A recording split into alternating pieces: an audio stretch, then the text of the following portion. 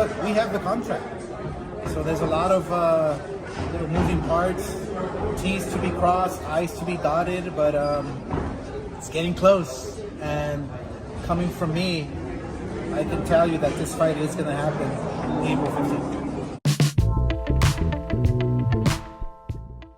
Well, that's Oscar De La Hoya 2 weeks ago after he received the contract for the Gervonta fight, where he said that the fight is going to happen.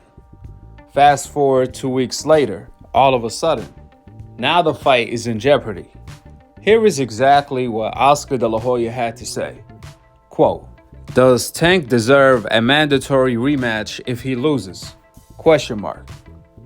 My question is, why is that even a question? Duh, he deserve a rematch.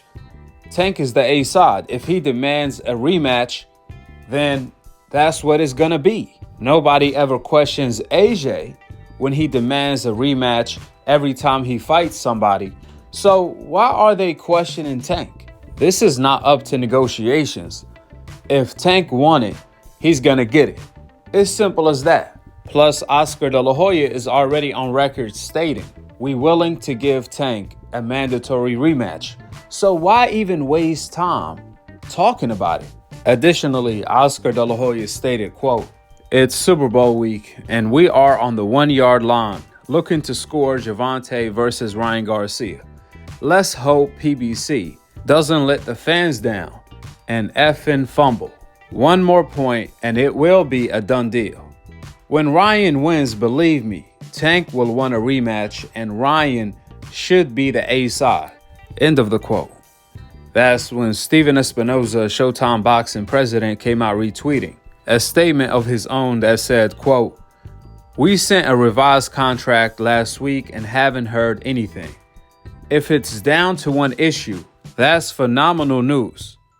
Additionally, Espinoza followed up with, "First time hearing that there's only one issue left, to be clear." So, on one hand, Oscar De La Hoya is claiming that there's only one issue left. There's only one more point, and that's obviously the rematch clause dispute. On the other hand, Showtime president said, "It's my first time hearing that was the only issue left. And if it is, that's phenomenal.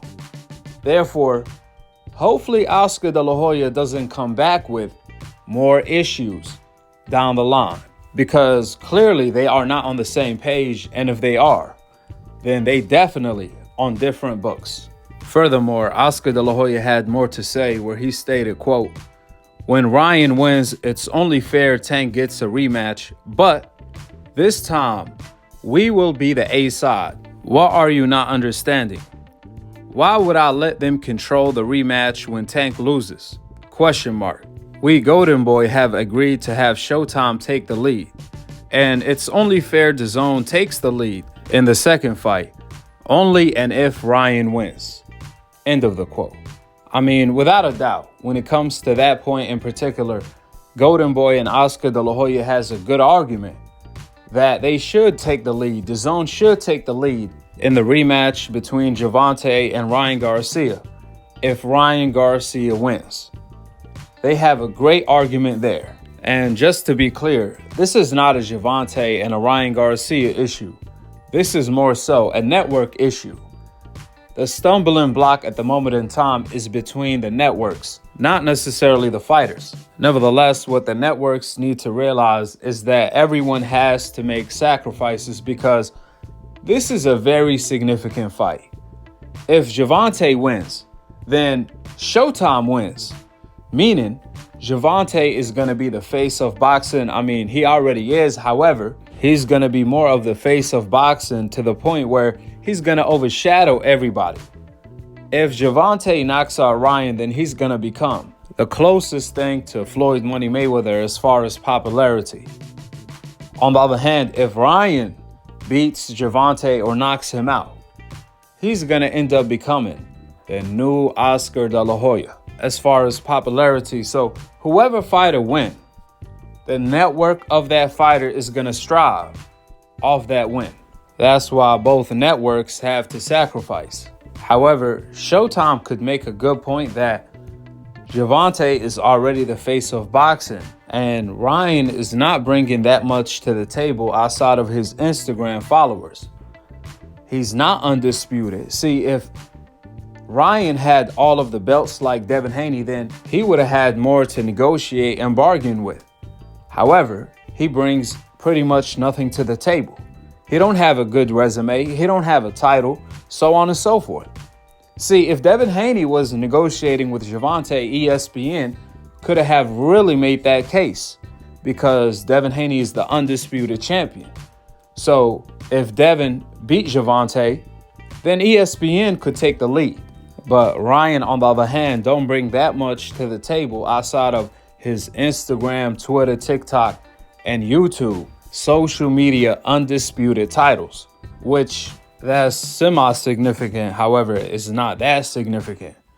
Therefore, when Oscar De La Hoya said, why wouldn't Ryan be the A-side if he beat Gervonta?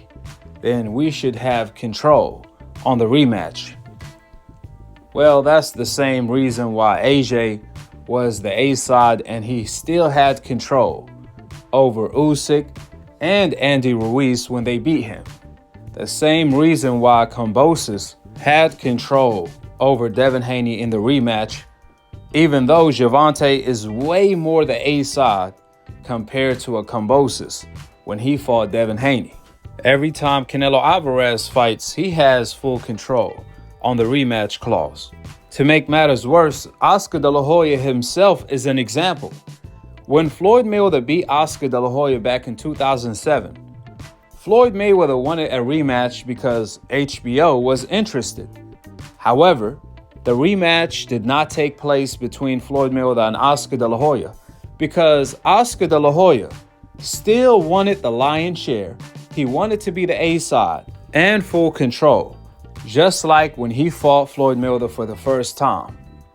Oscar De La Hoya didn't even want a 50-50 split on the rematch. He wanted the lion's share.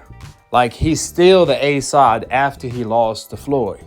So why is Oscar De La Hoya so confused now? If anything, he should be able to relate because he made worse demands from Floyd, with the facts being laid out. Drop your thoughts in the comment section below. Subscribe below and click on the notification bell to be continued on the next episode of Aki TV. Peace. Wa alaikum assalam wa rahmatullahi wa barakatuh. And he also wrote April 15th, tax day. Is that the day that you guys are going to be fighting? Shit, he already said it. He already said it, so I'll be getting ready. I ain't doing no more talking. Just gotta sign that dotted line.